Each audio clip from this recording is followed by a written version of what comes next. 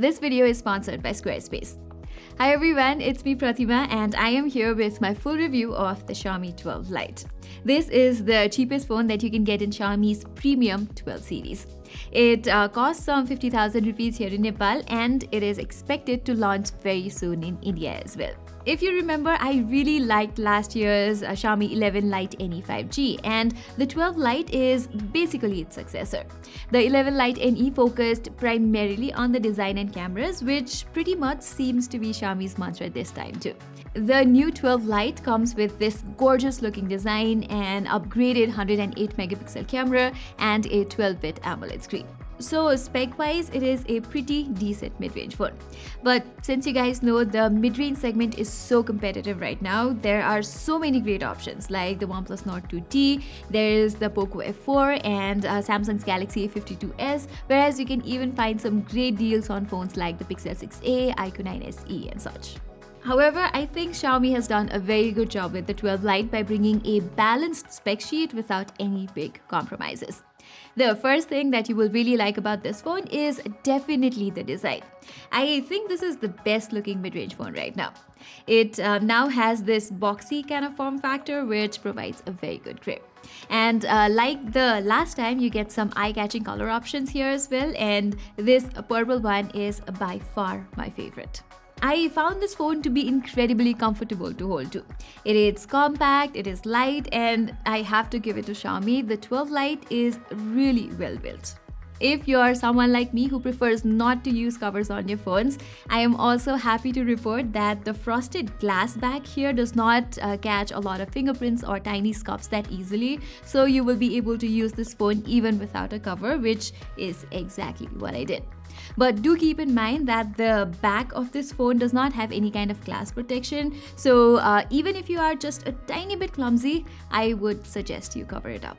Anyway, something that I'm a bit confused about is that for some reason Xiaomi has decided against providing an IP rating on the 12 Lite this time.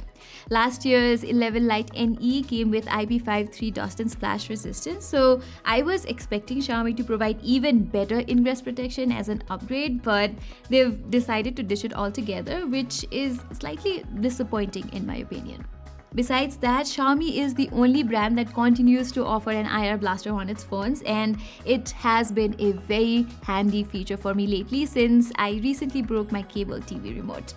Also, you get an in-display optical fingerprint sensor here, replacing the side-mounted one on its predecessor, which for me is definitely a welcome upgrade. This sensor is fast and does its job really well. What's also an upgrade here is the display. Not only do you get 120Hz refresh rate support compared to just 90Hz on the 11 Lite NE, but this time there is Asia 10 Plus and 12-bit color support too. That means this is a very good screen for content consumption. So if you're like me who watches a lot of YouTube and Netflix content, you will like what you get here for sure. This display is also bright enough for both indoor and outdoor usage, so I am quite happy about the overall display experience on the Xiaomi 12 Lite. The stereo speakers also complement the display well, at least when it comes to watching videos, movies and such. But if you're someone who listens to music a lot from the phone speakers, you will probably find it to be a bit sharp, while its audio is not the most balanced either. But again, for general usage, it's good enough. Okay, while we're talking about things that are only good enough, the performance is certainly one of them. The reason for this is you get the same Snapdragon 778G chipset as last time, which is not a bad performer, but if you look at the current mid-range price segment, you can get much better performing phones at a similar price. Still, we know that Snapdragon 778G is a reliable mid-range processor when it comes to general everyday usage. And in that aspect, I have nothing to complain about actually. It has handled my excessive social media usage, my multitasking activities, and web browsing without so much as a hiccup. It's just that a few demanding games like Genshin Impact feel jittery when playing at the highest or high graphics settings. So instead, I had to turn it down to low settings where the gameplay got fairly smooth and I got better FPS stability as well. Other less demanding games like PUBG achieve around 55 FPS on average with 100% FPS stability, so no complaints on that part.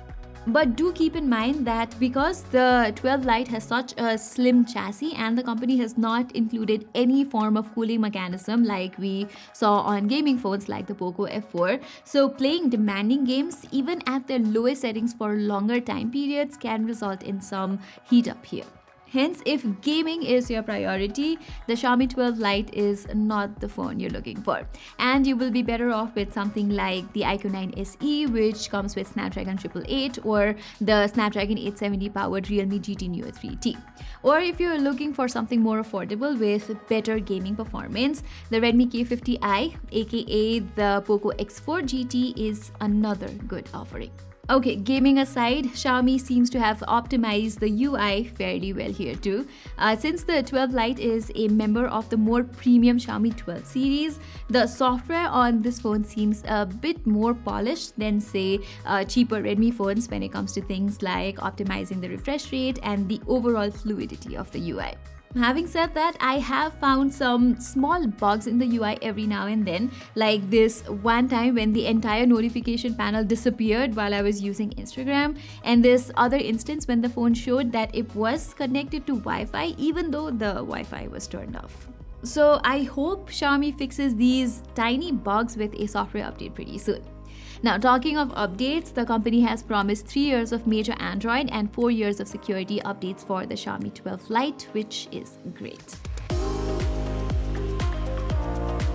Okay, let's talk cameras. Here, I found it to perform well enough too. It comes with an upgraded 108 megapixel main camera, an 8 megapixel ultra wide, and a useless 2 megapixel macro lens.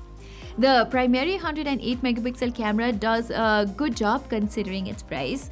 As you can see from these samples, Xiaomi has favored saturated colors like before, but the photos overall have good sharpness and details with a balanced dynamic range. So most of the time you will get pleasing photos from this phone during daytime as well as at low light conditions. Even portraits look good most of the time, but in some instances, the phone tends to make the subjects unnecessarily vibrant. At other times, portraits come out nice with a good subject and background separation. The selfies are alright too. I like the color science in selfies as they don't have a lot of saturation and the contrast as well as skin tone look very pleasing as well. The only thing I wish was better here is the ultra wide angle shots. I mean, you can see for yourself that in comparison to the primary photos, the ultra wide angle shots look desaturated and are void of detail most of the time. So Xiaomi should have definitely given a better ultra wide angle camera instead of just focusing on the primary camera. And maybe they should have included OIS too, but that's missing here. Hence, the video capability on the Xiaomi 12 Lite is nothing extraordinary. It can shoot up to 4K 30 FPS, and with the help of EIS, the videos have good enough stabilization, but it crops the video to achieve such results. Up front, the selfie camera can only shoot up to 1080p, so if you're someone who's into TikTok, vlogging, and that kind of stuff, you might not get the most out of this phone. Battery life, on the other hand, is also pretty average here. It has a relatively smaller 4300 mAh cell that was only able to give me roughly 6 hours of screen on time under everyday usage, which converts to slightly less than a day's worth of juice. Xiaomi has included a 67-watt charger inside the box that takes the phone from 0 to 100% in around 30 minutes, which does compensate a little for the average battery life. Okay, to conclude, as I said in the beginning, the Xiaomi 12 Lite presents itself as a good all-rounder device for a normal user, someone who is not into high-end gaming but instead wants a nice premium-looking smartphone with good enough performance and camera capabilities. It's got a nice screen too, so this can be a really good option for content consumption as well. Performance enthusiasts will obviously not get the most out of the Snapdragon 778G chip though. But for someone whose workload is not very demanding, the Xiaomi 12 Lite can provide good utility. And something that can also provide good utility is Squarespace. If you don't know how to code and don't have a high enough budget to hire a developer, but you're looking to build a fast, responsive, and good-looking website for your blog, your restaurant, online store, or any other business, you've got to check out Squarespace. It is a very easy to use platform where you can choose thousands of amazing templates and build them with just drag and drop. Plus, what I like about Squarespace is its feature-rich admin panel where you can check all the analytics, create email and Facebook campaigns, and perform SEO without too much technical knowledge.